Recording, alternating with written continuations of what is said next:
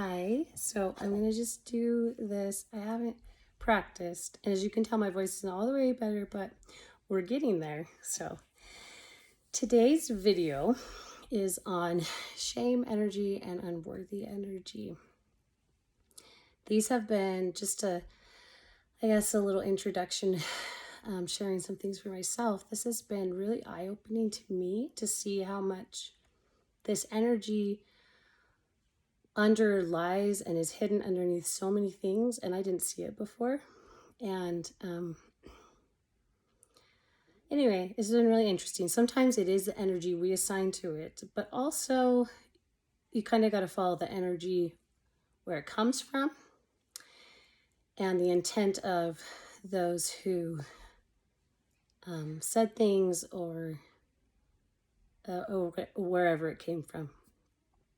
So just a few questions for anyone to think about that wants to. How does shame feel to you? When have you felt shame? Has it been hidden under a cover of something else? What would that be if it has? How does unworthy energy feel to you? How have you felt this? What are other feelings associated with this unworthy feeling? Is there a lie hidden with unworthy energy? And sometimes pondering these questions, or even just one of them, can be helpful and help us discover things that we need to. So, starting with me,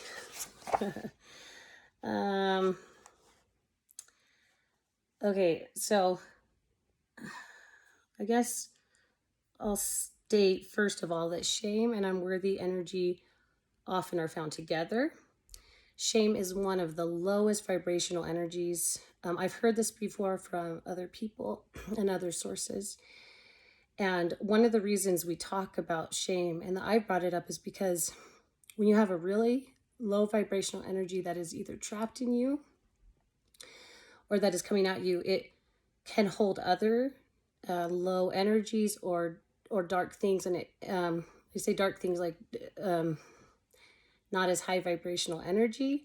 And so it is good to release the shame because it helps release other things. A lot of times it's tied to other things or it can help hold them down. So we're often shamed without recognizing that we're being shamed. And sometimes we do it ourselves to people and we don't even mean to, because it's either how we've been raised or taught. We might have had teachers at school, maybe even at church, or parents or belief systems or other organizations. And not some of it may have been intentionally, but I bet most of it was probably unintentional, or at least that the person wasn't aware of what they were doing. When we recognize that we are using shame, even if it's because it's a habit, it's actually a great blessing to recognize, because then you can stop, recognize what you're doing, and change it. And that's actually a great thing. So I didn't know if I wanted to tell my story or not about shame, but I'm going to make it really quick. But there was an outfit my boyfriend wanted me to wear when I was 19 years old. And this is kind of a funny thing, but I didn't want to wear it because I thought it was immodest, but it was for exercising. And, I played basketball and other things where we wore stuff that, it was fine for sports. So anyway, I wore it for a few minutes and I saw someone I knew, and I was so embarrassed because I was known.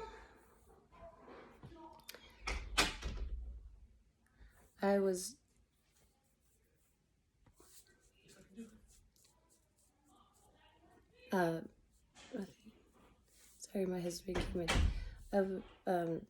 Just was known as being really modest, and I was embarrassed, and I felt like I was a horrible person for a while.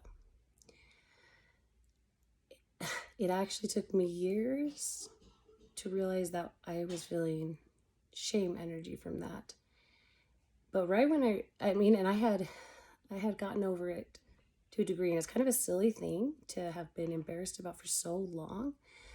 But with how deeply I felt about modesty, it makes sense why the shame was so, I felt, I don't know if guilty is the right word because I wasn't trying to do anything wrong, but I felt shame because of it. And when I recognized that it was shame that bothered me, it wasn't because I was like a sinful person. Like, I wasn't bothered by it anymore. So anyway, that was a story where I looked back and I recognized where I had some shame, and it helped me clear it. So a lot of times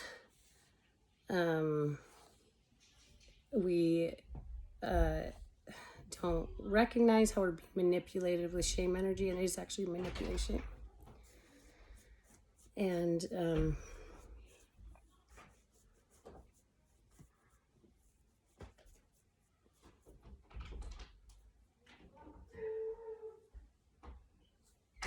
sorry, my husband's what's coming in. I was waiting for him to get to leave. But it's actually good to start recognizing where it's coming from. Shame does not come from God. And going really quickly with the unworthy energy. For myself, a place where I've really felt it is in my writing. And sometimes it can show up as not feeling good enough with something, or not feeling you're as good as someone else. But not like you should compare, but you know, when you feel like, oh, they're better at this, they're more worthy of it. It's a different than just they're better at this than me. It's a I am less worthy. And so I write books too, and I fight through this energy. I still have it a little bit in some of my writing, and I have written books fighting through this energy, and I'm proud of myself. But it's been a struggle to feel like I'm as worthy to be taken. I don't know how the exact right way to say it is. I to be taken maybe as seriously as other writers. Maybe I don't feel like I have as many. I think what it really is I don't feel like I'm as talented in the writing skills as other authors. And so I feel a little bit more unworthy. I think I have good ideas. Not in a prideful way. I just feel like I have good thoughts or good ideas for my stories. But I struggle feeling that I'm worthy as a writer to put them into books. And that's something I've worked through, and I'm still working through it sometimes. Okay, so I have a few notes I'm looking through, but I want to end with the truth that you are always worthy of love, help, and support. And nothing can change that. And there's nothing you can do or not do to change that. You are always worthy enough. And just remember that the Lord looks on the heart and on what you're trying to do and trying to become. And thanks for listening if you listened. I hope, even if there's only one little thing that was helpful, I hope there was something that was helpful to you. See you guys. Bye.